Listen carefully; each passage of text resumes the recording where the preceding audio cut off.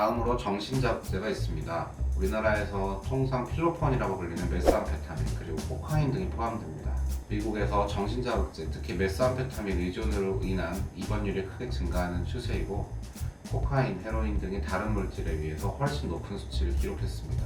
조사에 따르면 미국의 절반에 가까운 도시에서 메스암페타민이 주된 물질이었고 그 다음으로 코카인, 마리화나 헤로인 순이었습니다. 우리나라에서도 또한 메스암페타민이 큰 사회적 문제가 되고 있습니다. 정신자극제는 정맥주사, 코를 통한 흡입, 경구, 흡연을 통해서 투여할 수 있습니다. 정신자극제를 사용할 경우에 각성효과, 고양된 기분, 다행감을 주고 피로감이 줄어서 작업 능률이 향상되는 것으로 알려져 있습니다.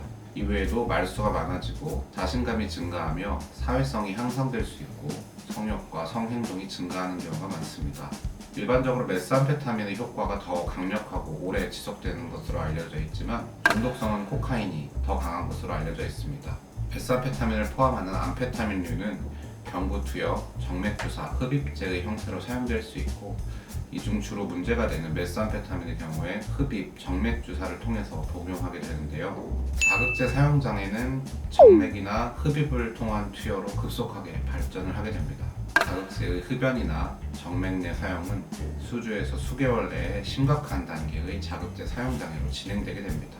암페타민류는 대부분 투약 후에 빠르게 흡수돼서 1시간 내로 효과를 나타냅니다. 암페타민류는 뇌의 신경 전달 물질 분비를 증가시킵니다. 특히 보상회로라고 하는 뇌의 영역의 도파민 뉴런의 활성이 암페타민 중독의 주된 경로입니다. 암페타민류의 사용장애가 있는 사람들은 메스암페타민을 사용함으로써 행복감을 느끼고 피로가 감소한다고 말합니다. 코카인 또한 암페타민류와 유사하게 도파민 전달제에 작용해서 결과적으로 도파민 분비를 증가시킵니다. 그렇지만 암페타민류와 달리 그 효과가 일시적입니다. 따라서 행복감이 빨리 나타났다가 빨리 사라지고 뒤이어서 우울감과 약물에 대한 갈망이 나타날 수 있습니다. 코카인은 좀 전에 말씀드린 아편 유사제와 동반 사용하는 경우가 많습니다. 이렇게 복합해서 사용할 경우에 코카인 사용 후에 나타나는 파멸감을 희석할 수 있고 아편 유사제의 황홀감을 코카인이 유지할 수 있기 때문입니다. 코카인 제제 중에서 크랙이라는 제제가 흡연을 통해서 투여가 가능한데 효과가 강력하고 빠르면서도 가격이 기존의 10분의 1밖에 되지 않아서 코카인의 대중화를 앞당겼습니다. 크랙은 흡연 시에 뇌에 도달하는 시간이 매우 짧아서 중독이 쉽게 되고 황폐화 또한 빠른 것으로 알려져 있습니다.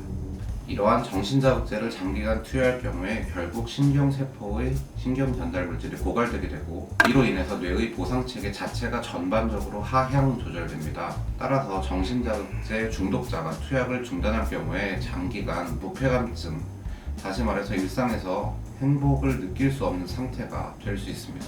또한 정신자극제를 장기간 사용할수록 집중력과 기억력의 장애가 두드러지게 나타나게 됩니다.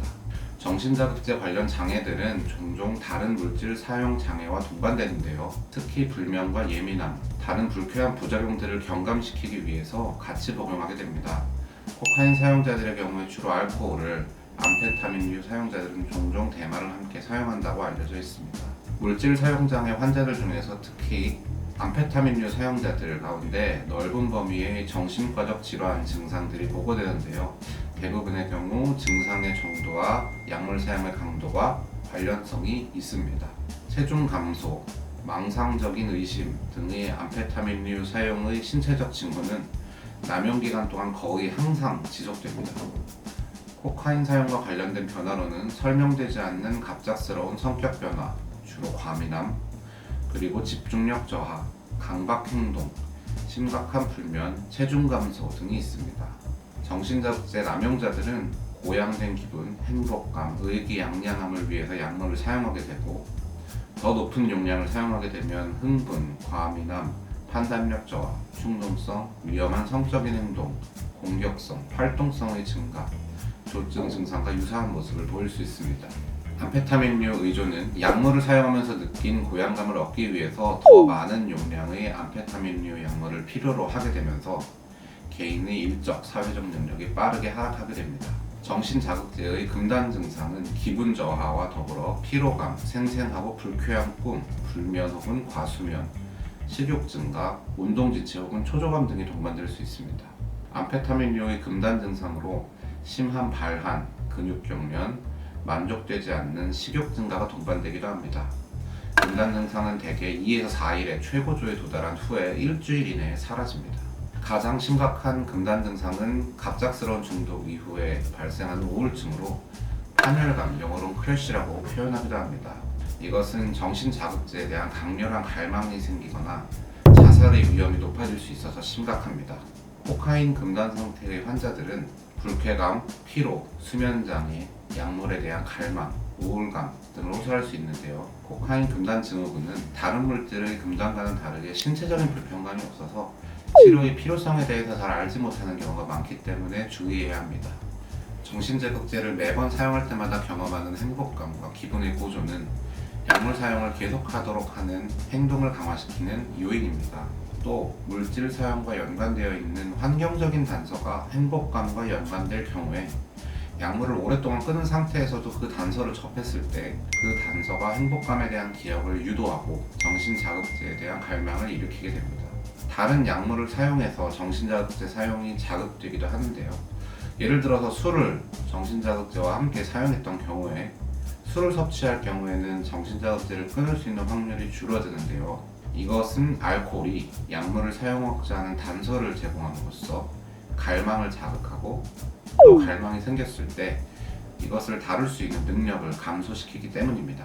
암페타민류 관련 질환이나 코카인 관련 질환자들의 경우에 이 약물에 의한 긍정적인 경험이 매우 강력하고 약물에 대한 갈망이 매우 강력하기 때문에 약물을 사용하지 않은 절대 상태를 지속하기를 어려워해서 치료가 매우 어려울 수 있습니다. 정신자극제 유도성 정신장애는 편집망상, 망상적 의심과 환각이 특징적으로 잘 나타나는데 이런 암페타민류 유도성 정신장애는 조현병과 구별이 어렵습니다. 차이가 있다면 약물로 인한 증상은 조현병과 비교해서 환청보다는 환시가 현저하고 과다 행동, 과다 성욕, 혼미, 지리멸렬이 두드러지는 반면에 비교적 기분이 적절하고 사고 과정의 장애도 적은 편입니다. 이러한 망상과 환각은 투약을 중단하고도 며칠간 계속될 수 있습니다. 코카인 유도성 정신장애도 암페타민류와 유사하고 의심하는 내용의 망상, 환청, 환시, 환촉이 있을 수 있습니다. 벌레가 피부 위 혹은 바로 아래를 기어다니는 것과 같은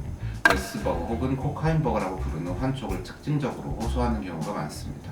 이 외에도 기분장애, 불안장애, 강박장애, 성기능장애, 수면장애를 유발할 수 있습니다. 암페타민류를 고용량으로 사용하게 되면 뇌혈관, 심혈관, 위장관 질환을 유발할 수도 있고 심한 경우에는 경련, 강직, 혼수, 사망에까지 이를 수 있습니다.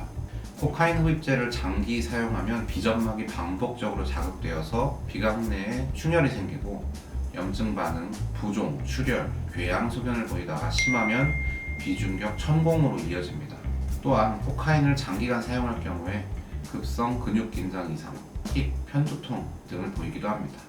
약물의 흡연은 호흡기 문제의 위험도를 높이고 정맥주 사형태로 사용하는 경우에는 오염된 바늘의 공동 이용으로 간염이나 HIV 전염이 흔하고 심각하게 발생하게 됩니다. 그리고 다른 성병, 결핵, 기타 폐질환도 나타날 수 있고 체중 감소나 영양결핍도 흔하게 볼 수 있습니다. 정신자극제의 사용은 젊은 청년 및 성인에서 심근경색, 빅맥과 같은 부정맥, 뇌졸중을 일으킬 수 있고 사용 과정에서 기흉도 발생할 수 있습니다. 임신부의 경우에 태반의 혈류 이상, 태반 조기박리, 조기진통 및 조산과 연관이 있고 소리수박의 발생을 증가시킵니다.